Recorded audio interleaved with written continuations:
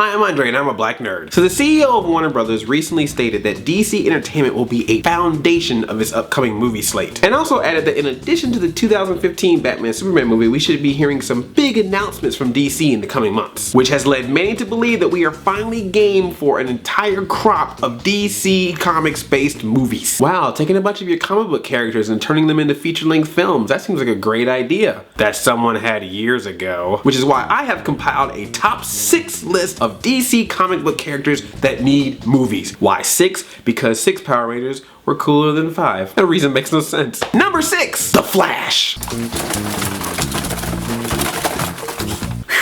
Whew, that was fast. The Flash could be a great entry-level superhero movie. It doesn't need a lot of depth because it's about a guy that runs fast. You don't really need to have a lot of drama and pathos for that. Sometimes I run so fast that life passes me by. Christopher Nolan's The Flash. Running time 3.5 hours. Starring Joseph Gordon-Levitt. The Flash can be funny and dramatic and action-packed. It'd be a great film to put on the big screen. And if we can't get The Flash, let's settle for the next best thing, Sonic the Hedgehog. Then we can finally have closure to Sonic Saturday AM.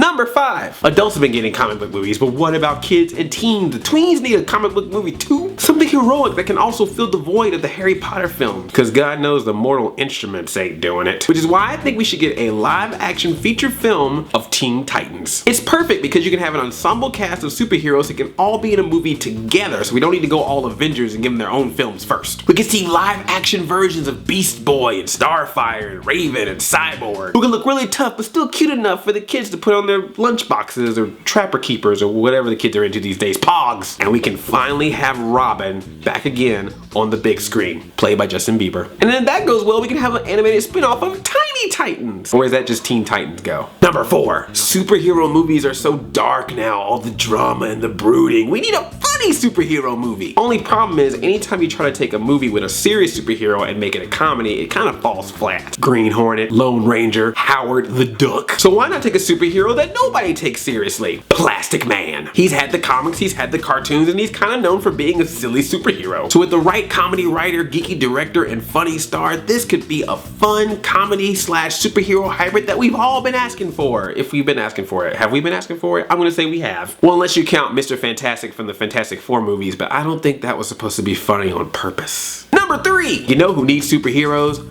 Black people. And Lord knows we have tried again and again and again and again. But there's a black superhero who's already succeeded in Saturday mornings, and he could succeed again on the big screen. And no, I'm not talking about Carter from Teenage Mutant Ninja Turtles seasons 9 and 10. Give yourself a gold star if you got that reference. I'm talking about Static Shock. Gotta get up, gotta be superhero, gotta be Static Shock. Tell me you wouldn't want to see a live action Static Shock on the big screen fighting Rubber Band Man. Rubber Band Man, loud at the Taliban. Oh, that's a T.I. Rubber Band Man. See, I know some rap. And why do I have a fixation on guys who can stretch their bodies? And if you make it a movie and not a black movie, don't let Tyler Perry direct it or star in it as Static Shock and his mom. Then all audiences can enjoy it for various reasons. It could be the Lee Daniels, the butler of superhero movies, Superhero 42. And I know the perfect person to play Static Shock, Neil Patrick Harris. And speaking of black, number 2. I'm usually not one to get excited over rebooting a movie franchise shortly after the last film has been released. But it happened to Spider-Man, it happened to Superman, it's semi-happening to Batman. So I say, hey, let's do it again with the Green Lantern. The Green Lantern movie didn't seem to do well with audiences, but the character itself is very popular. So how do you keep the franchise going without being related to that last film? Simple. You use a new Green Lantern. Jon Stewart. And I mean the character Jon Stewart, who eventually becomes the Green Lantern, not the host of The Daily Show. Though that would also be pretty interesting. Will that make Stephen Colbert Green Arrow? It's perfect. He's a different guy, it's a different story, and people that grew up watching the Justice League cartoons will totally understand the Jon Stewart Green Lantern. There was actually some people, when the movie came out, who were like, well, why is the Green Lantern a white dude? I believe the children are our future. So get Idris Elba on the phone, ask him if he likes green spandex, and let's make him the Black Green Lantern. Or is it the Green Black Lantern? No, wait, there's a Black Lantern core, so it can't be the Green Black Lantern. It makes it seem like the Black and the Green Lantern powers came together.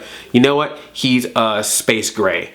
Green Lantern. Thanks, Apple. And the #1 DC Comics superhero who deserves to have her own movie. Yes, her own movie. No question, Wonder Woman. What the hell is the holdup? Make a Wonder Woman movie now. And stop all this complaining about, oh, we gotta find the right script, we gotta have the right person, all the stars and the moon has to align, and then also Neptune has to be in the right quadrant of the universe. Quit your excuses.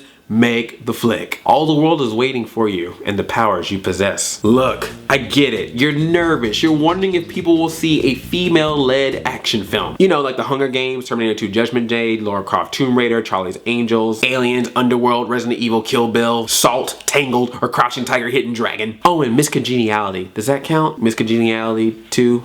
Armed and Fabulous. Look, WB, if you're scared, just do this. Just write a script in the same tone as the Christopher Nolan Batman films. Take Batman out, put Wonder Woman into it. After all, that's what you did with Man of Steel. Except for the whole destroying the city part. You probably got that inspired by Bayformers. So that's my list of the 6 DC superheroes who I think deserve movies. And if you're saying to yourself, hey Andre, what about Aquaman? Then get out.